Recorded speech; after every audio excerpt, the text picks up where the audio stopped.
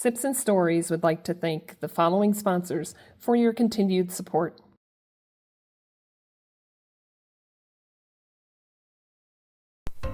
Welcome to Sips and Stories, where your journey matters, your story inspires, and every episode is a space to uncover what truly makes people thrive. Join me as we dive into real conversation with amazing guests, each one sharing the moments, lessons, and experiences that shaped who they are today. I'd love to hear from you, too. What's your journey? What's your story? And most importantly, what makes you thrive? We'll see you on the next story.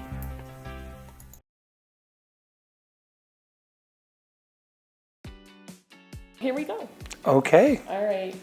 Hi, everybody. I'm Sandy Shook. Welcome to Sips and Stories. Today I have Robert with me. Robert, could you tell me and the audience what it is, why it is that you do what you do? Why it is what I do. I believe people are created whole, perfect, and complete, and resourced to be fully self-expressed and then conditioned away from it. So most people don't go through life being who they're designed to be, and I'm all about having them remember that. Wow. Where did you grow up? We're right here in Colorado Springs. Oh. I'm actually third generation native. Third generation? Okay, I guess I read that, but it did not register. Yes. Wow. Yes. My grandmother was born here, and then they moved to Lyman, and that's where she met my grandfather, and then my mother was born here, and then I was born here. Yeah, I remember when this was less than 100,000 people here in town. Yeah, so you could, did you live downtown? Nob Hill. Or? Nob Hill. That's where I go. Circle and Platte. Okay. That was the edge of town. When I grew up, the Citadel was being built, and Academy Boulevard was 2 lanes. Oh, wow. And Powers was dirt. Yeah. Well, I do remember that when I moved in. I came here in '85, and I do remember that Powers was still being built. And I don't even know where it went to, but yeah. It's amazing how much it's changed. I actually do. I went to Verver's Turkey Farm. Is it Villasport or something up there on North? That was a turkey farm, and that's where Powers went. Powers Dairy was at one end, the turkey farm was at the other end. Oh, wow. Wow, so you could talk about all kinds of stories in Colorado Springs and the changes. What was it like growing up here then? You went through grade school? I did, a couple of them. Oh. We moved, I think I lost count, 5 times, 6 times between second grade and senior year. Holy cow. That must have been tough. I mean, you weren't even, were you part of a military family then? Nope, or just... nope. I had a very unstable household, grew up in, and we just couldn't stay in one place. Well, my mom always said that, she loved to travel, or she loved to move every 3 to 4 years because she could get rid of all the crap. Well, we accumulated, but you, right? it really reinforced how I didn't, in that early years, how I didn't feel like I belonged, because I was always trying to start somewhere new. And how did you adjust then when it came to stuff like that? I hid out. In your house, did you find forests? So it was typically crawl spaces. It was typically basements or garages. I was not much of an extrovert. I know, surprise, right? And as I got older, North Cheyenne Canyon was my area. getaway. The At creek. least you found a good area. I did. Yep. Mount Cutler was my favorite. Oh yeah. Well, School Pulpit Rock was the place for us, yes. but there was nobody that. I mean, and where Pro Rodeo Hall of Fame was the old Golden Cycle building, and there was no anything north of that. So that was in high school our kegger place. We would go there, and that's where we would hang out. Wow. Did you participate in any sports or anything? No, then, or? I was not sports minded. I'm not competitive, and I tried. I just never fit into that competitive world. I know that in my grade school, it was always, I sat, in a line waiting to be picked. And it's like, I can play just as good as anybody else. And then, of course, in high school, I was in volleyball, and I ended up dropping out in freshman year. That was the hardest thing I think I ever had to go through, because I had to make the decision for me, what was healthier for me. So I don't know, did you run into anything like that? So not consciously. Back in those days, a lot of my decisions were unconscious. And so I didn't participate in a lot of stuff that I didn't feel I belonged and were not welcomed into. Oh, okay. So what did you do then after high school? Did you get into work, or did you actually go to college? So I went to a mechanics school. I went to an automotive school, and that was in Phoenix, Arizona. I went down there. So you ran away? I did run away. Yes, I did. That was my words. But no, that's... I've learned a lot since then. That was an escape. Actually, the escape came before that when I was a senior, but it wasn't a good escape. But yeah, I went to learn how to be an auto mechanic, because one of the things that I think you and I have talked about it, that my guidance counselor told, I was never an academic. I just never fit in that academic world. I knew stuff. Yeah. My problem was I just couldn't explain how I knew it. And of course, I called the teacher out on that too, but you know. Well, they still do that now. You can't just give an answer. Is my guidance counselor told me I should probably find something like automotive, because any dummy could return a wrench. Oh, wow. Those are choice words. Yes, I thought so. And how do you get past that, I guess, criticism? Or did you take it that way? Or did you just I trusted, at that age, I trusted it. I didn't know what I wanted to do. Nobody knew what I wanted to do. And so it sounded good. So I spent a year in Arizona going to auto mechanic school, and then came back here and got a job as an auto mechanic. After a year? After a year. Wow. And did you enjoy it? At the time I was a mechanic, yes. When we stopped moving from being a mechanic to a parts replacer, when I was working in my ex-father-in-law's garage, we actually rebuilt brake shoes. We rebuilt alternators. Wow. We would rebuild motors. We would diagnose, and I mean, that was a mechanic. You know, and not today, right? But I started to see where it was easier to replace an alternator than it was to rebuild it, because the labor cost. Right? It was the labor cost. That's when I said, started to slide my way out. Yeah. Unintentionally, again, a lot of my life has been unintentional. So how did you slide your way out of being a mechanic? My ex-father-in-law was the ex-fire chief, actually started the security volunteer fire department back in the 50s. Wow. And I worked at his garage. Okay, and okay, I'm sorry. I'm going to interrupt you, because I didn't know that you could start a fire department. Oh yeah. I mean, was it volunteer? Well, in the 50s, security was just getting started. I mean, it was that back in the 50s, 55, security was just getting laid out. And they needed, again, fires. It wasn't part of the city, wasn't part of anybody else. So this group of men got together and started the Security Volunteer Fire Department. It was called the Security Village Volunteer, because at that time it was a village. Yeah, and then they started that in the 55, 56, I think. I still swear security and Fountain are kind of a village. Yeah. You know, they're still considered that little village. But when I worked there, they were a lot smaller. Yeah, I'm sure. So yeah, I mean, I worked at the garage. We worked on all the fire equipment. So I drove all the fire equipment. And then he kept saying, you know, you need to serve your community. You need to serve your... And he just kept bugging me. And I thought, okay, fine. I'll go to a meeting. I'll find out what all this is about, and then I'll come home. And I went to a meeting, and I came home with a set of bunker gear and a helmet and boots, and was now a volunteer on the fire department. So what did they do? Just hand it to you when you walked in the door? Well, close. They wouldn't let me out without it. That was the, yeah. It was like, oh, by the way, here you go. You're accepted. Up, you're it. Yep. Yeah. Wow. And how many were in the initial when you? When I started, there was 2 of us, but there was only, at that time, it was a true volunteer fire department.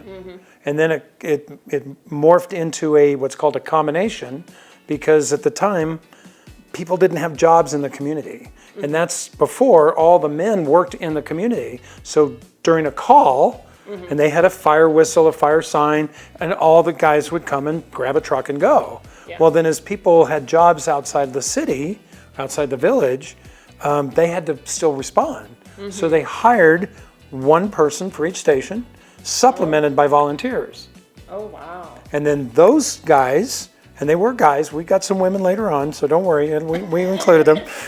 I keep saying guys, but their job... You have better upper body strength, you know, you can carry things. Their job was to get the fire truck to the call and then be supplemented by volunteers. And then eventually... Did you guys have pagers? We went to pagers, yes, but when I started... No, I'm dating you're fine. I remember the day, and they were called plectrons because the pager was about this big. It wasn't this little pager, and you put it on your hip and you walked one-sided but you had a thing in your house that you would charge it, and then it would be actuated by somebody in the station because that was before 911. So they would call the station. Somebody at station 1 would answer the call. And then hit the button that would activate the pagers. And that meant come to the station. You had no idea what. And those were the days you show up and hopefully get on a truck or whatever and go. Good times. So, I'm glad you said that because I was going to ask you, are you an adrenaline junkie or did you find out that you were? Great question. The funny part about it, years before when I lived in Boulder, is my roommate was going for an EMT. And he'd come home and he'd talk about what he'd seen, and I'm like, oh my God, I don't want anything to do with that. And here I am, joining the fire department, going to EMT school eventually, and then I made that a 30-year career in the fire service. Years. I bet you saw a lot of changes then too, if you were part of the first volunteer. Yes. Our bunker gear was duck wool. When we started, they weren't Nomex. We had self-contained SCBAs, but you didn't take it off the truck. That was self-contained breathing apparatus. Okay. And you see what firefighters have it was a sign of manhood if you could go into the fire and the smoke and now you're like, God, we were so stupid. Yeah, so that was lots of changes. And then we started running medical calls, which, it was a fire department and we don't do medicals. Well, somebody had to do it. So, and then we did. And then, I've seen the progression in the fire service. Wow. And then started doing wildland fire and started doing incident, all kinds of stuff that the fire department is now tasked with. Yeah. Do you have a specific or a favorite area that you worked in, or were you the truck driver or just a rider and you jumped off when you needed to, you were the first one off to grab the hoses? Yes, I watch a lot of TV. So that was the hope, is you got there first to drive the truck, right? If you didn't, at those days, we called what's called riding the tailboard. Okay. There was seats, but if you were last, you jumped on the truck as it was leaving the station, hanging on, and sometimes getting dressed as your head, because the truck's leaving. Yeah. And those were some interesting days. So you figured out whatever it was you were doing. Wow. Okay, so did you ever run the station then? And were you grateful to be in the station when calls came in? So you could be. Well, and that's where I progressed. Is from volunteer, they started growing the paid staff, and the first thing they did was hire a relief driver. And so what they did is somebody would take vacation. They didn't have somebody to fill, so they hired me. I got hired to do that. So I would rotate if somebody take vacation or was off sick. I'd fulfill the station, and that's when we went to 24-hour shifts. Because before we were only 12-hour shifts. So we were 12 hours and the volunteers came in at night and supplemented at night. We went home. But again, what happens if the volunteer doesn't show up at night and the station's unmanned? Yeah. So they went to not full paid, but a greater. Yeah. But what I would do then, and this is how I got into another piece of my career, was fire prevention. Oh. So, because I couldn't just sit around when I wasn't in the station, so I became a fire inspector. And so was it 1 day on or 2 days on, 2 days off, or how did that work? For me, it just depended. Because they worked every other day on and off. They worked God, what did we do back there? 4 on, 3 off or something. I don't remember. That was a long time ago. Well, yeah, because I'd be like, oh, that would be so hard to have a life. It was. If you just, had to go every other day or every 2 days or. Yeah. I mean, I think it still would be a difficult life now. Yeah, well, people love it. I loved it. Yeah. They have it now where it's a 96, you work 3 days or whatever, and then you have 4 off. There's all kinds of shifts now. Back then there wasn't. Yeah, but fire prevention. Public education, I did inspections, commercial building inspections, plans review of commercial, those kind of things on that piece of it. Oh, cool. And that's And did kind of you how I enjoy made that? my transition out of being a firefighter. Yeah, so 30 years. Yeah, but I moved from there into being a fire marshal, Oh my goodness. and that up in Denver, where I went up there Wow, and I didn't around know Gold. that. Yeah, so I worked there, and then I went to Wyoming and was a deputy state fire marshal for 2 years. So I traveled the entire state of Wyoming So every tell other me, week. okay, so a fire marshal sounds like a really huge title. And a lot of responsibility. Yes. What does that all entail? Well, Because I totally respect anybody who's in service giving, well, okay, everybody really, but the service industry, I don't think gets enough recognition for all that they do. And especially the firefighters and the fire marshals, and what kind of roles did the fire marshal? so that was at the 2 fire departments I worked in was code enforcement.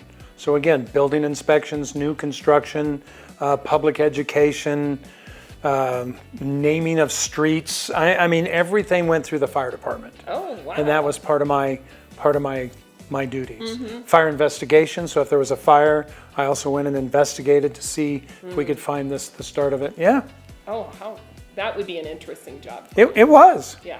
It was, people don't know how you can figure out where did it start over there in that corner. And it's just, yeah, it's a skill. Yeah. And a learned skill, right? Not something that you could just jump into and. Yeah. No, it's years of education. Wow. So you are no longer a fire marshal or a firefighter. Okay. But before we get into that, I do want to know if you have kids. I do. And are they local, or did you kick them out the door and say? "Go Yeah, I'm find pretty your much path done. I'm pretty much somewhere"? done with them. No, I have 5.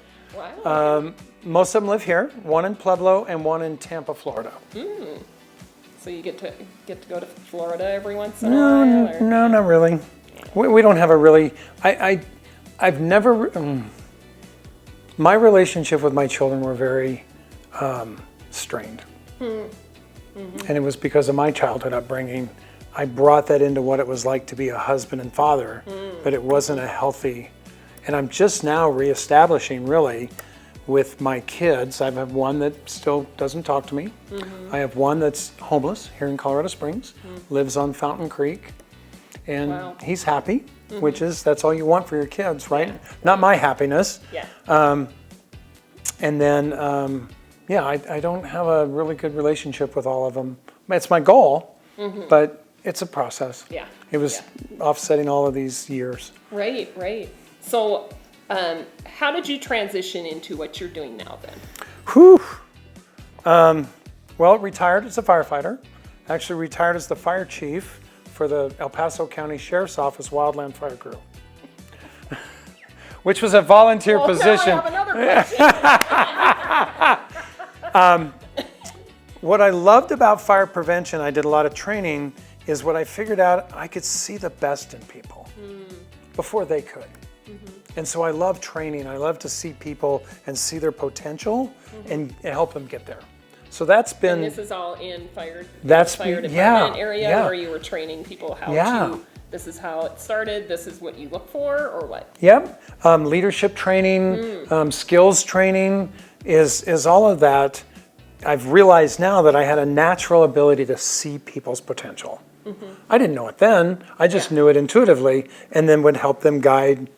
So in Wildland Fire, I did a lot of leadership training when I was in Wildland Fire and things. So, Well, with all the different positions that you held, it almost sounds as though you're a very good leader. Otherwise, you wouldn't have gotten to where, that's what they tell me. right? I mean, you can't really lead a fire department if.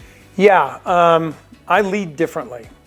And that's one of the things that I've realized is I realized that we can't train leadership, but Really? we can nurture leaders. Okay. Tell me about that. Well, so I was a member of the John Maxwell team. Okay. And part of that was coaching and speaking and training.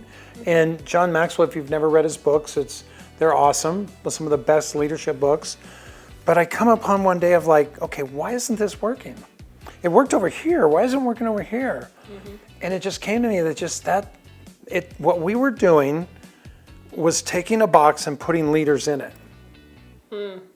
And for some that works. Forcing people to be leaders or forcing people to Sometimes. be leaders? And that's one of our fallacies, that we see good at their job, so we promote them. Yeah. Doesn't mean they're leaders. Many times they become managers, which people manage systems, not people.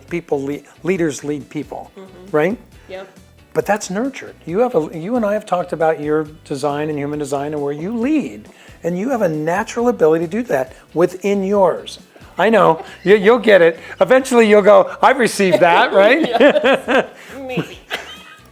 But what would happen if we look at you and say, okay, how do I create something for you? And then create something for you and create something for you, and all in that leadership realm, but not as fit in the box. And that goes back to my school years. They tried to make me fit in a box. I did not fit in a box. Yeah. Did you get in trouble a lot? I went to Palmer, and this last week Were you one of the first ones over there? No. My mom actually was, because she graduated in '59 from there. Oh, wow. Okay. But really? it was 150 years. It was 150 years of Palmer. Oh, wow. Was last Saturday's celebration. Oh, okay. Hadn't. That's right. I think I remember seeing Yeah. that you went. Well, and I hadn't been there since graduation in '77.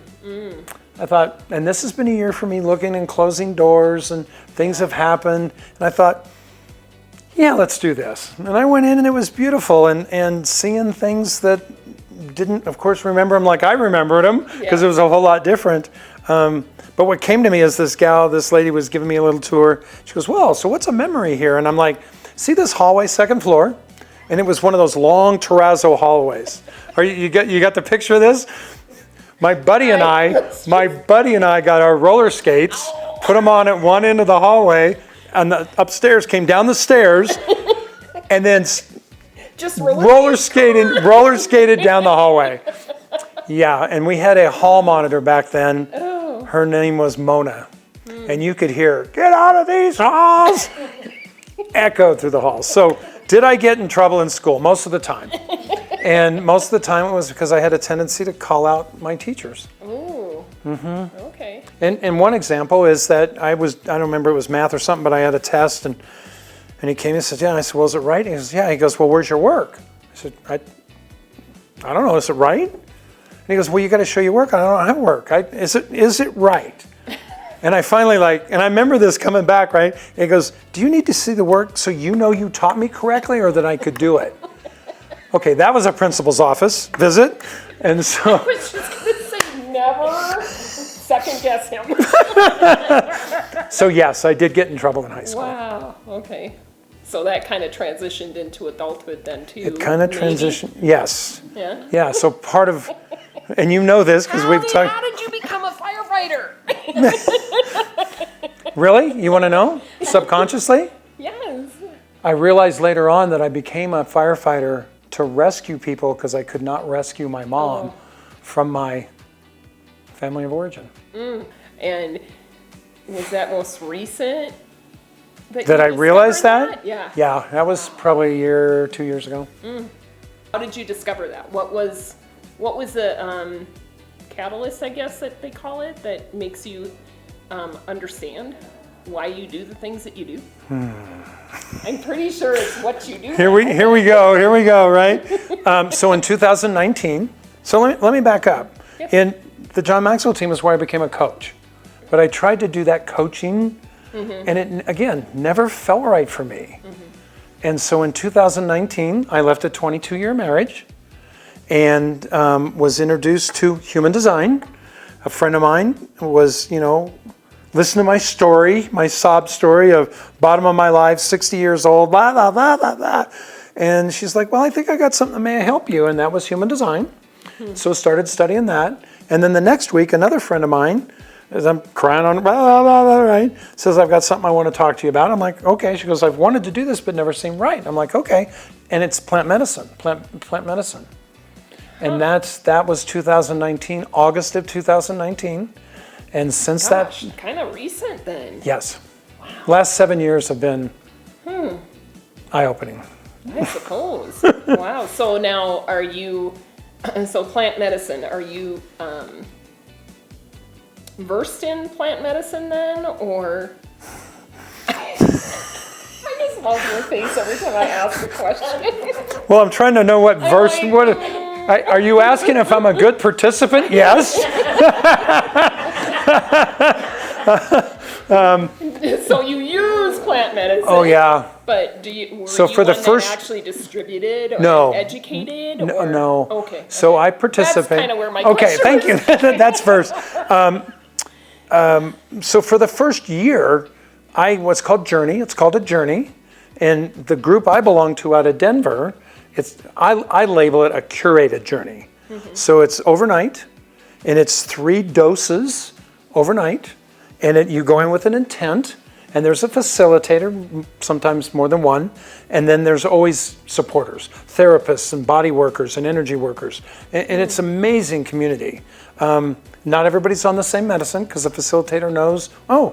And so for the first year, it was like, I just put out my hand. I never asked what I was taking. Really? But it Wow. ripped. But they knew what you needed? She knows. She's very intuitive. She knows. She's been doing this for years. And you have an intent, you go there with, and then the beauty of it where I am now is I don't have an intent because the medicine knows best anyway. So I just surrender to what's going on. But yeah, so that first year. Did you initially go in just wanting to forget? I was at a time in my life when I was done. Wow. I was done. I had, married 3 times, multiple relationships, no good with kids. I mean, I was done. I had done everything, not everything, but so many things that people had told me what I should do. And it didn't work. So I don't know. Here I am. Wow. Take me on.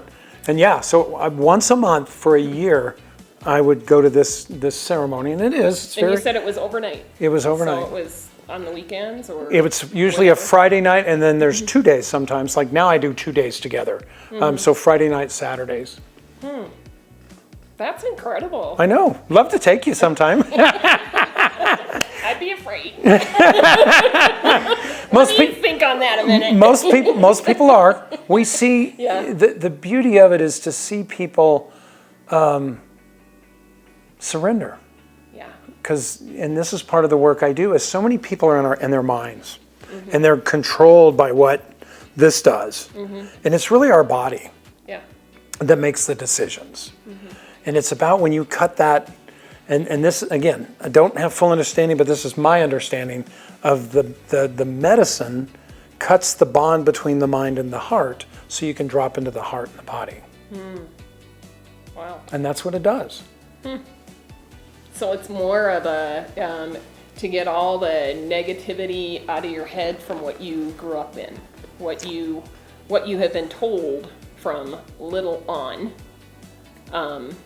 Memories, I didn't have many memories of my childhood, and that's what the mind does. The mind is meant to keep us safe and secure, right? Yeah. So what it didn't want me to experience, it protected me from. Yeah. So when I sat down and started looking at the inner work, I had no clue. I had people are, well, you can't remember? No. Yeah. Well, I went to a movie this weekend, and there was something in the movie that triggered me to remember. I remember that. I don't know the age, but I do remember when that song came out and how I felt about it and how I played it over and over and over again. Yep. How did it feel? Well, I was sad. I mean, and it's like, I don't want to go back there. It's just kind of like, there were things that, I like what you said, we don't remember a whole lot. But boy, when something triggers it, it's like. But our body does. Yeah. Yeah. And there's a good book. It's called The Body Keeps Score. I've heard that. Okay, it's an amazing Might book. have been through you. Yeah, it could have been. Is our body remembers everything, including the time we were born. And I've got somebody right now where she was adopted. So she has she didn't know what day she was born. Like, was lost all the papers and stuff. And so we were at an event, and we were talking, she was blah, blah, blah. I said, well, why don't you just go ask yourself? Just ask, don't pressure. And about an hour later, she was back, she goes, well, the number 3's coming to me. I'm like, Yeah. Our body remembers everything, but we can't recall everything. You do seem to be very thought-provoking, peaceful. I just want to know how you get to that place, because with you telling her to just go and think about it. Okay, you could tell me that too, but then my mind is all like over there. Oh yeah, I need to focus. This is where I need to focus. I mean, it's like, that's the hardest part for me. I know. Is to try to find the quiet spot. I mean, I can sit out on my deck and I can be nice and quiet, but then it's like, what did I come out here for? So how do you actually help people with that focus? Okay. Well, first I asked her to go feel when she was born, not think. Okay. Thinking is from the mind, feeling is from the body. Okay. And we've yes, Sorry. out of the box. Yeah. It's not what we've been taught. I mean, think about in school, what were you thinking when you did that? Yeah. Well, obviously I wasn't, or I wouldn't have done it, right? Yeah. But that's what we've been trained. Well, I don't know. The roller skates? What were you thinking? Ooh, that could be a great This is going to be, doing that hockey slide at the end was good, except the terrazzo was really slick into the hallway in. That's when the hall monitor showed up. Oh my gosh, sorry. What was your question? Yeah. You were talking about feeling versus thinking. So for me, in my human design, I'm designed to express emotion. Got that? And I was never allowed to express emotion as I was growing up. Typically, I was told too much, and I grew up in an angry, emotional household. But I couldn't be angry. Okay. Well, So what do you do? Kid, What do you do with that? Yeah. Stuff it. Hide it somehow. Hide it somehow. Yeah. Yeah. Did you have any? Okay. Did you have any addictions because of that then too? Did you grow up with some addictions? That's the weird part about it. Is have I explored? Yes. But I saw So when I went to Boulder after my first divorce, I went to escape. And this was in the 80s, early 80s. And Boulder was the place to escape to in the 80s, right? Yeah. Was an auto mechanic. And I tried just pretty much and there were some days, I'd get up in the morning and I'd look outside and I'd go, oh, car's here. Okay, yep, looks okay. I obviously made it home last night. Oh. I'm serious. That was my life for a year. Wow. But then there was Grateful you made it through that. Well, yes, and that was one of the turning points of my life at that time. Was I ended up in jail, and it was something really stupid. But a friend of mine came over afterwards. It was really stupid. No, okay. No, I do. Yeah, it's fine. So I was coming home in Longmont, Colorado. Again, small town back in the 80s. Longmont, Boulder, they were small towns. Yeah. And coming home at about 2:30 in the morning from a friend's house, was not drunk, was not stoned, we were just having a nice time. And I'm driving in Longmont and I come up to a flashing yellow light. And I was like, ooh. And I thought, who's awake in Longmont at 2:30 in the morning? Well, as I turn the line, there's a set of headlights. Aww. And who's awake? Yeah. Somebody who wanted to put you in jail for the night. Well, I pulled over and he pulls up, a really nice guy. And come up, driver's learn, yeah. And I'm like, I felt good. My apartment's right there. I mean, I was a half a block from my apartment. Oh, I could see my apartment building. And he comes back and he hands me back. I'm like, okay, cool. He goes, Mr. Kittridge, are you aware you have a warrant out for your arrest? I'm like, no. And I meant it. I mean, it was not I'd forgotten. Yeah. But a year before, when I had moved to Boulder, I got a speeding ticket. I had a really nice 70 Nova, 4-speed, 350 SS. And I got a speeding ticket coming into Boulder. And at that time, no matter what you did, you had to go to court in Boulder. Yeah. Well, I started a new job. I started a new life. Forgot it. Well, and they didn't come after you. No, until I get stopped, right? And it was funny. It took me, and I bailed out, and then went through, and they actually dropped all the charges. It was back when radar was just coming out, and so it was a radar thing, and so they threw it out of court. And who bailed you out? it was interesting. I had the money. I had just got paid, and the money for rent was on my table, and I told the cop. And he goes, well, if I take you over and take you in, I can bail you out, and you can bail out. Now, they won't do that today. Yeah. This was the 80s, right? And he did, took me, I got my money, and he took me, booked me, did all the stuff, bailed out, and then took me back to my apartment. Tell me somebody's... Not to your car. Well, it was only a block away, so I could walk to my car. Yeah, but still. Yeah, and then a couple days later, one of my friends came by and was concerned about me and knew where I was. And I've had some low parts of my life, but I've always known that somebody's had their hand on my shoulder, and I've always known I've had good people in my life. And so he showed up with a book, was The Power of the Subconscious Mind. Wow. And that was my first start into self-development and diving in. So where did you meet this friend? I can't tell you that. I don't know. Wow. I really? don't. It was just part of our community. I have no idea how I met him. He was just part of our community. He was just waiting for an opening. Yeah, he was. There you go. Isn't that what good friends do? Yes. Isn't that what good friends do? Is they support you when you need it the most, sometimes when you don't need it, when you don't know it. Yes. Yeah. That's community. Yeah. Wow. So I know that we're probably almost to the point where we are going to open up for questions for the audience. So I want to get into more of what you do before we get there. Okay. I know we've got this mentor that has this kind of like really figuring out why we do it. It's pretty cool. Yes, and I love that, because I think that when we are out in the community, getting to know people, even if we're not networking, that's the first question that people say. So what do you do for a living? Yeah. Well, I live, but what is it what do I enjoy doing? That's more so that I like than I do what do you do for a living? Because I worked at Oracle for 22 years, and everybody's like, Oracle, what's that? And then you have to explain, Yep. And then, I could pump my, feathers up, because I could say all the things I used to do at Oracle, but it's like that wasn't who I was. Yeah. So, okay. Now I'll stop talking and you can talk. I love you. You're amazing. Where to start? So in 2019, I had to start over in business also. And so I started January of 2020, with a new bit, like what was I going to do?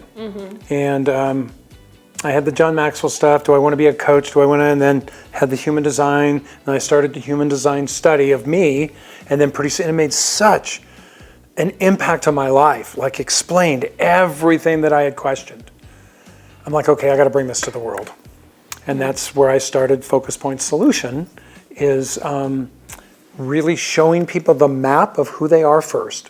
So it's just like the owner's manual that's in your car. It shows you how your car runs. Your human design body graph shows you how you operate. And you and I have done yours. Yeah. And I think there was some eye-opening stuff in it, right? I don't remember. But yes. Wow, I made an impression here, didn't I? Okay, maybe I should find another one. No, that's the whole thing about me, is that, it's like information in and it stays there, and then something else comes in and the other stuff gets pushed out, kind of, Yes. Yes. Yes, you do know because of what you do. So what I don't do is I don't teach human design. Okay. Human design is not an intellectual product to learn. Now, there's tons of great teachers out there doing it. Nothing wrong with them, right? Because that's needed. But it's about when you embody it. It's when you bring it into your life. We've talked at networking that for me, it's about finding a nice corner, sitting there, and letting people come to me. Because in my design as a generator, I'm meant to wait to respond. And what do we do at networking events? Oh, I'm going to go talk to him. Do you have a card? Do you have... So that's what I started, Focus Point Solution. And that's what I do. I took and created a container. It's called the Traveler's Conversation. Because I believe that everyone is on a path seeking truth. And that comes better through conversation. Yeah. And so each person is unique. I do a monthly call with people. I do individual, quote, coaching with, that word doesn't, it's more about guidance because I believe that we know. We just got to find it because it's been hidden. So a lot of things when I'm going through stuff, I can learn more. I know more once I can talk all the way through it, and it's just more having that person that listens, because then after I figure it out, I'm like, oh my God, thank you so much for listening because I figured it out. And they're like, what? So if I remember, and I don't know if I do, but if I recall, I believe that you are what's called a self-projected projector. Okay. Which means that for you to make a correct decision for you, you have to hear yourself talk. See, so I'm not just talking to talk. But I think right? That did come out. I think when we did the... Right.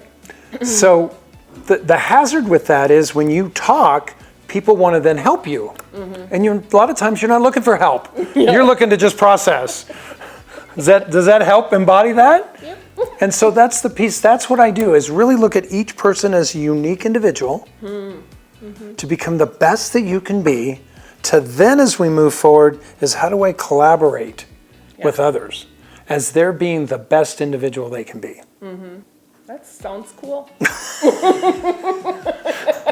don't even know how to respond. Looks like we need another session. Well, I still have to review my why statement.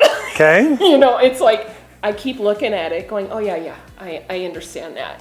And then I still haven't looked at the mirror report I sent you? No. Yeah, well, that's... when we went through it the first time, I'm like, oh, this is great. Yeah.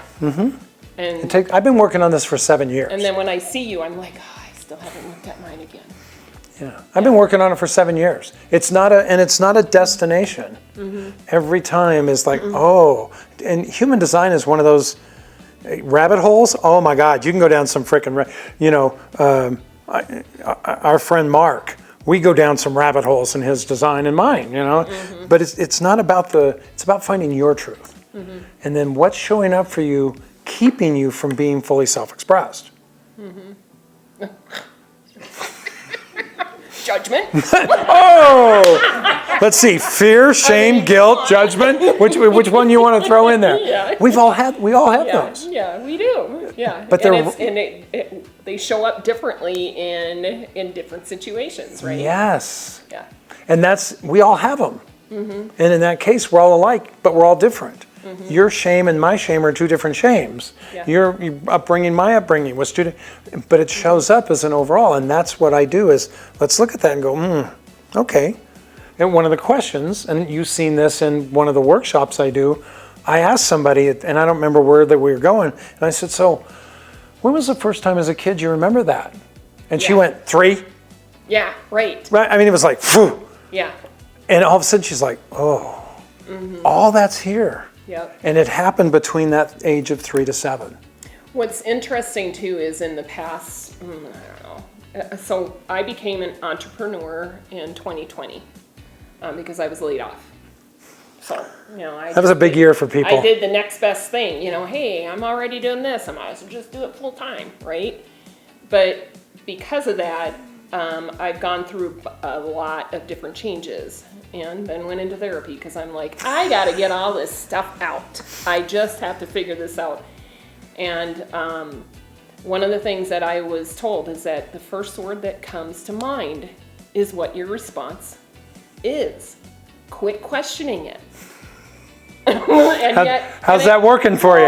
It's taken me years, but I still hesitate, to actually use that first term or first word that comes to mind. But it's amazing when you actually don't hold back, and I do hold back, as far as telling people how I really feel sometimes, but because my filter doesn't always work. But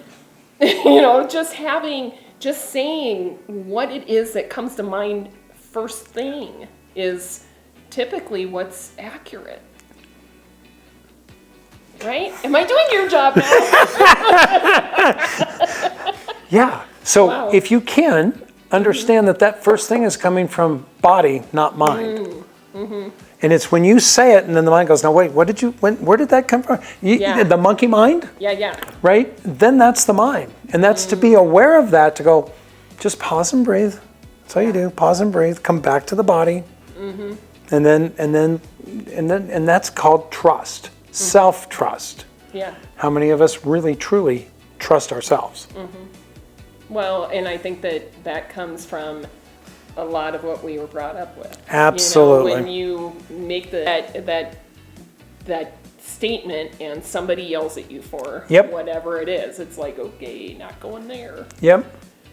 And see, that's what I love about the plant medicine journeys, is because it's kind of facilitated, but it removes all of those. And if you have people that are supporting you, my first one, you went back. Oh, well, do we have time? I'll tell the short piece of it. Yes, and then we'll. Okay, and then we got. So I went 2019, August of 2019, not knowing anybody except the lady that introduced me. So I'm what's called dropping in, first dose. I'm sitting in a corner of a couch, and I got my blanket, and I'm all wrapped up. I'm just watching the world go by. And there was a group of men at the other end of the living room, and they were like talking and blah, blah, blah. I mean, it felt, you could just feel. And Jill's her name. She comes over and she says, "How you doing? Checking in." I'm like, I'm good. Like, this is feeling really good. She goes, "You want to be over there, don't you?" I'm like, she goes, "Let's go." I'm like, because I never had a healthy masculine in my life. Yeah. So to step into a group of men that felt good, didn't feel good, right? Mm-hmm. And so she went over, introduced me, and there was like 6 or 8 to start with, and then we started, and they just said, "Well, so Robert, tell me about you." And I'm puking my freaking guts out story of how worthless I am and how blah, blah, blah. Really? I can't even tell the stories I used to tell, right? And I know there's more said, but what I remember was the men would they keep getting closer. And then some of them would drift off, and it ended up being 3 guys sitting around me. And they just were touching me, and they were like, and they'd listen, they'd like, "It's okay, we still love you." I'm like, no, hold on, wait, let me tell you this. They listened, didn't give me, and they're like, "Okay, yeah, but we love you." No, you don't. And that went on, what I was told, for about 6.5 hours. Wow. So you wanted to continue to self-shame yourself. Absolutely. We all have, is that the right term? Well, we all have a story, and we all tell that story, and we don't even know we're telling the story a lot of times. But it's not the story, it's the attachment to the story. Yeah. And when we get rid of the attachment, the story holds no more power. Very true. So at 3 to 7, something happened, emotional impact, authority figure. Little Sandy made up a story about her. And then you went in through life reinforcing that story. Right? Yeah. Yeah. And that's what's running us as an adults. It's that 3 to 7, or maybe the next stage, but typically it's that 3 to 7 that's the foundation of how we live now. And that's most of the people I'm working with are those in the 40s, 50s that have got to that stage in life going, "Is this it?" Yeah. Yeah, for that it is, but let's do something different. Wow. So does that answer the question about what I do or why I do it? I don't know. Let's open it up to the audience. Okay. I believe it does. I mean, it gives at least the surface level of what it is that you bring out in other people. And I think that's awesome that you have the kind heart that you have.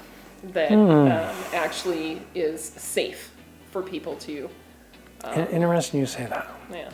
That's, I get told that now more than anything else, probably. Wow. Is how safe people feel around me. But I never used to be a safe person to be around. And so it's nice to now hear that from you and that feeling. So thank you. Wow. Well, thank you for being who you are. And thank you for opening up your heart to be able to get to the point where you're at. So, all right, audience, any questions? Oh boy. Anybody? I can't see anybody, so. Yeah, we can't really see, so. They're all pointing at each I other. noticed. You go first. You go first. Somebody's standing up. That must be Yeah. Mark. Yeah. Oh, So Robert, as you guide people to discover their natural abilities, what changes do you usually see in them? What do they start to recognize about themselves? And what do they tell you afterwards? okay, next simple question. It's like, So- can you give them in stages? Can you, give me, because I was trying, like, one more time. What changes do you see in them? Okay. The first change a lot of times I see in them is just what we were talking is the trust in self. Is if we don't trust ourselves, it's hard to move in this world. Because once we give trust to others, chances are they'll be broken. I mean, people do betray us. Not intentionally, sometimes intentionally, but many times not intentionally. Yeah. But if we Well, trust sometimes ourselves, they don't even know they're they don't doing even know it, yeah. Yeah. So if we trust ourselves, so that's some of the things I find that people experience that I travel with. Second piece? What do they start to recognize about themselves? Oh, that's all over the board. Depends on where they're starting, but basically it comes back to that piece that they are perfect, whole and complete, and they are resourced for how they've been created. And I know some of you are going, no, we're not perfect. I'll chase this a second if that's okay. Sure. Is that society takes what we have out here and they smash it together. And the word perfect is one of those things. We as a soul, as a spirit, as a creation are perfect. What we do will never be. But we're measured on what? What we do, not who we are.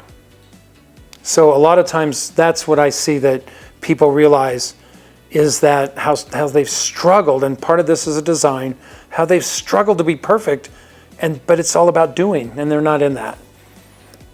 Third part? Is there a third part? What do they tell you afterwards? Thank you. And not everyone. I have the tendency to call people out. It's again, part of my design is called the heretic. And I feel energy underneath what's being said, and I can call people out. Sometimes not at the best time or the best way. But that's what a heretic does, right? I mean, I've embraced that. And one of the things I find working with folks is once we start to question identity, that's where people get stuck. I have a workshop that we do story, and it's a 2-day workshop around story and on the attachment. And into day 1, we get rid of that story. So do you, before they come into that first day then, do they know? Oh, they know it. Do they actually have like homework before they Nope, show nope. up? Oh, okay. Nope, but I've had people show up the door. They know what's good. Like I've had people show up at the door in tears because they know. And so at the end of that first day, you write the story out. And I mean, write it out. The best you can write it out, no paragraphs, and then we get rid of the story. And I had a participant that was like he's got these papers. He must have had 16 pages of a story. I don't know. And he's just crunching the story, and just everybody else is walking up and getting rid of the story. And I walk around, I'm like, dude, we're here, we're helping you. I said, what's going on? And he just looks at me and goes, who will I be? Oh my God, I'm gonna cry. Really? Oh, yeah, that The would be. beauty of that is he left there the next day with a new story, and Yeah. he now is, I mean, he got fired, he ended up a relationship, he did all kinds of stuff, but it was the best thing for him because he was in all these things he didn't belong in. And he went, I think, on a, 6-week motorcycle ride through Canada, and he's an entirely different person. But So once people, folks, just be careful. but once we question identity, Yeah. right, that's where we run into problems. Does that answer your questions, sir? I have a question. Since you're talking about identity, my limited knowledge of human design, there's the not self, right? Or we typically show up as that not, but we've been doing that for so long, and there is that programming. In your experience with taking people on the journey, in that travel, is it hard sometimes to detach yourself from that story, and how do you help people get around that? There's like a couple questions there.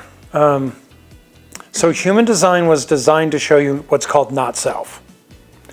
But it also has another side. So it's there to show you your shadows. But means that the other side of shadows is a gift. So I help people see the shadow, but I also help them step into the gift. So that's the first thing with human design, is I do both sides. Can you refresh the second piece of the question? Because identity, we're so attached to the identity. It's so easy to say that we can detach from the story, but some of us don't want to. So how do you help people get around that and navigate that? I think Alan Watts says the first thing is if you're going to help somebody, they have to be able to give up what's hurt them. And many people aren't willing to give up the story because they have identified with the story for so long. And I was part of that back in 96. I went through a program that I got it, that I'm responsible for my life. And I didn't like it. Because for so many years I blamed my parents, I blamed my stepfather, I blamed my father, I blamed the world, and all of a sudden I'm responsible? Hold on, what? And that took a 3-year backwards for me of not doing anything. So the first has to be, and that's one of the questions I ask, are you willing to give this up? And most of them say yes until they get into it. Yeah. I ask the same thing of CEOs and stuff when I'm working with the companies. I ask them, are you willing to lose people? Well, so question that came up is like with those in the military. You know, when they have you worked with a lot of the veterans and their stories of what they've brought back from, you know. I've got a couple. Yeah. And those that have retired, you know, and now what? Yeah, well, I saw that in the fire service. The suicide rate and the death rate on retirees, because the fire service has been their life. We had one guy, I remember, retired every shift probably for 6 months. He'd show up for breakfast. It's like, dude, Wow. you should probably be at home. Yeah. But he had nowhere else to go. That was his life. That was his identity. And I think part of the thing is, again, I look back a lot, is I was never, firefighting is what I did, not who I was.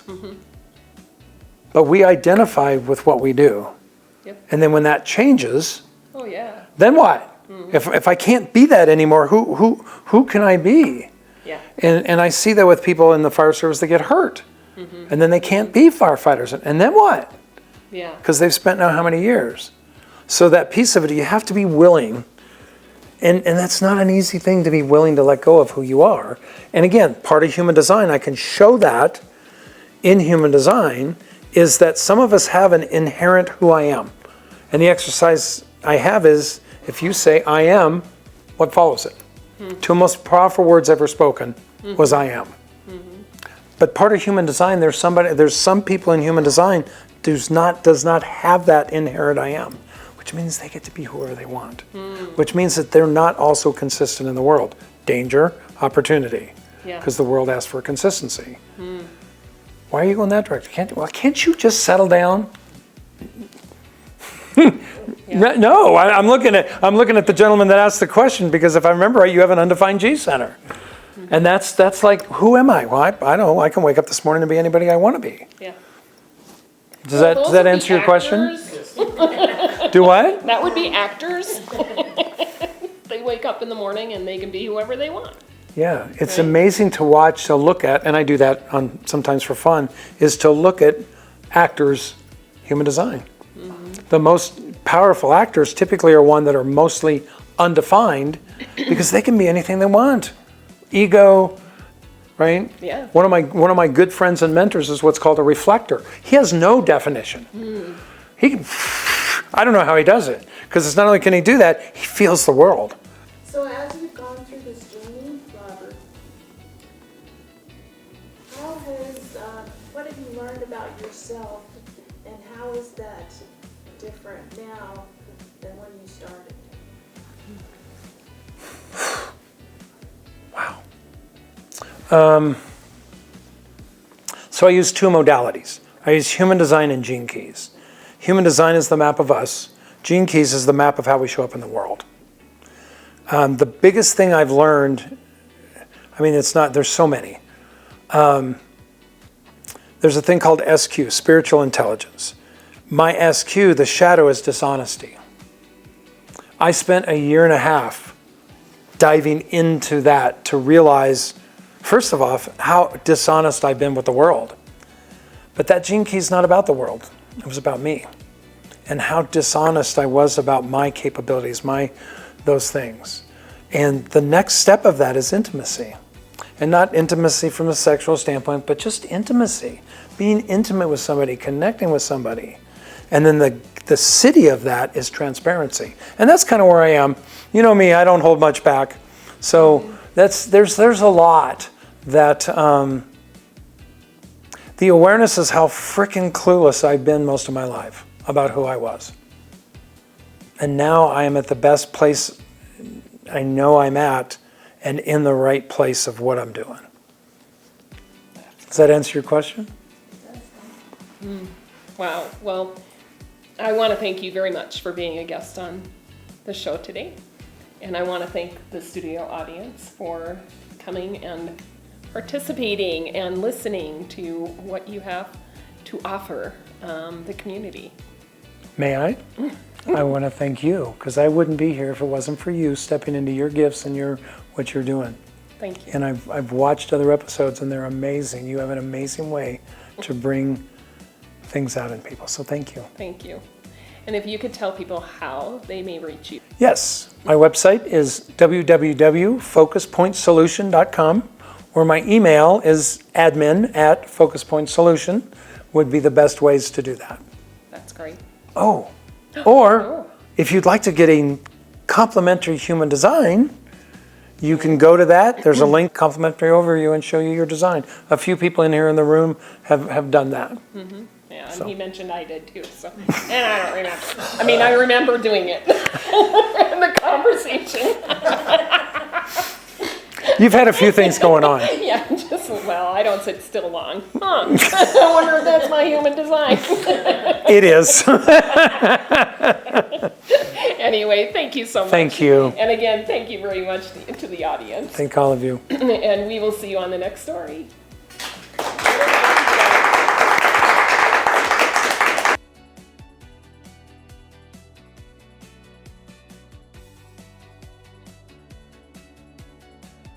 What's your journey?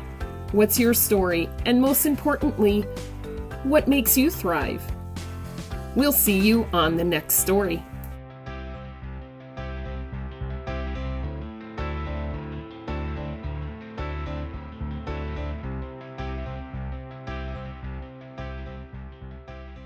DER Windows and Synergy Homes is your trusted partner in building, improving, and protecting what matters most, your home. With a commitment to craftsmanship and quality, their team specializes in new home construction, delivering spaces that are built to last and designed to fit your lifestyle.